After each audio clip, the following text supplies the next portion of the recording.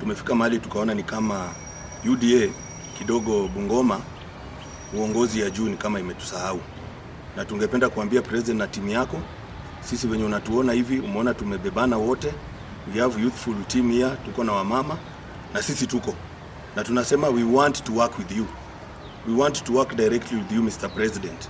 Sisi kama watu wa Bungoma wa UDA tumeona imefika mahali uongozi wetu, viongozi wetu pale mbele pale juu ni kidogo ni kama wamefifia, kwa sababu tumejaribu kuangalia kila mahali wakitembea, hatusikii wakiongea mambo ya re-election yako kama president ama party leader ama president wetu wa UDA.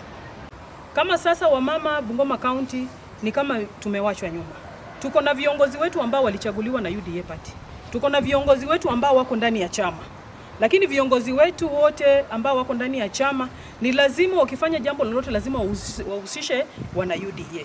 Na sasa saa hizi wamama Bungoma County tumeenda kuchukua charge. Tunaenda kuchukua charge sisi. Niko naomba wamama tushikane mikono na tufanye kazi pamoja. I am happy and humbled to invite every one of you at our official launching at Masinde Muliro pale uwanjani Kandui. Tutakuwa na mpangilio hiyo tarehe 30 mwezi huu. Naomba wote mmekaribishwa, all the women from Bungoma County.